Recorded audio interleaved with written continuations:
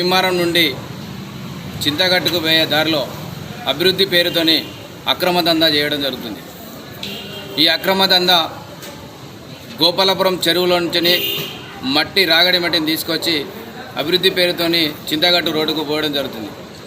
ఈ రేగడి మట్టిని అమ్మడానికి గోపాలపురం కాంట్రాక్టర్ ఎవరు, గోపాలపురం చెరువు కాంట్రాక్టర్ ఎవరు, కొనడానికి భీమవరంలో ఉన్నట్టే ఈ కాంట్రాక్టర్ ఎవరు, దానికి సంబంధించింది కూడా పూర్తి స్థాయిలో మా దగ్గర ఎవిడెన్స్ ఉంది, లైవ్ వీడియో ఉంది. అన్ని విధాలా మేము చూసిన తర్వాతనే చేయడం జరిగింది.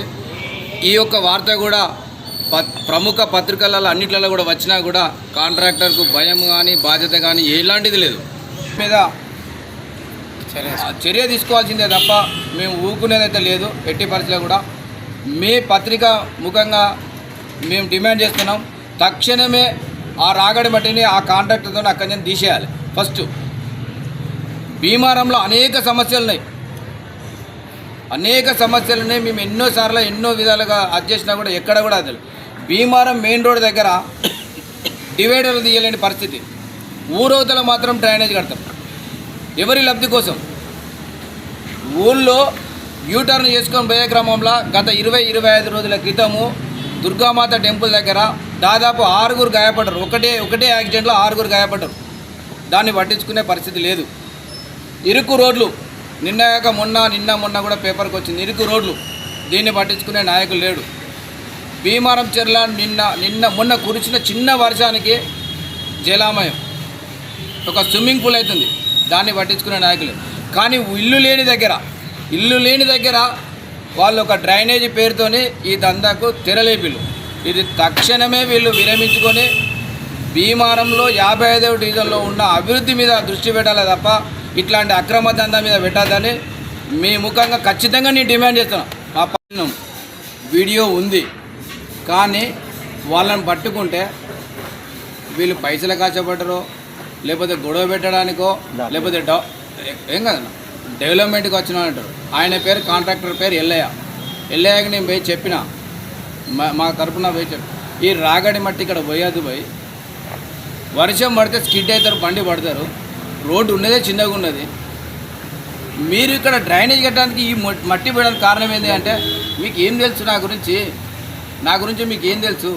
నేను కాంట్రాక్టర్, నాకు అన్ని విధాలు తెలుసు అంటాడు. అంటే మీరు ఈ మట్టి ఎక్కడి నుంచి తెచ్చిపోతారు, ఎందుకు కొన్నారు అంటే 6,000తో కొన్నాము షాంపేట దగ్గర.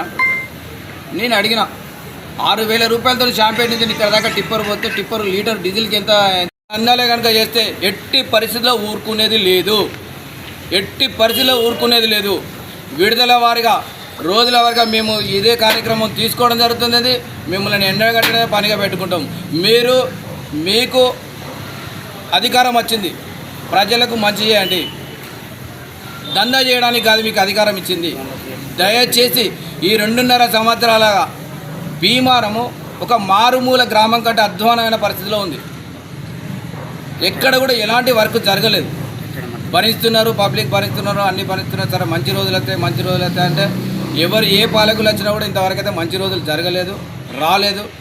దయచేసి మీరు కనుక దీని మీద దృష్టి పెట్టి స్థానిక ఎమ్మెల్యే గారిని డిమాండ్ చేస్తున్నాం. డైరెక్ట్గా స్థానిక ఎమ్మెల్యే గారి మీద మాకు గౌరవం ఉంది, స్థానిక ఎమ్మెల్యే గారి మీద అభిమానం ఉన్నది.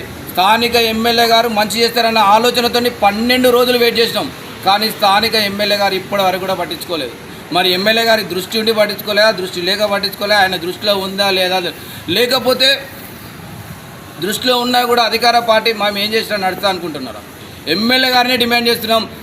ఎమ్మెల్యే గారు తక్షణమే దీని మీద చర్యలు కనుక తీసుకోకపోతే మేము ఎట్టి పరిస్థితిలో ఊరుకునేది లేదు, ఊరుకోం కూడా.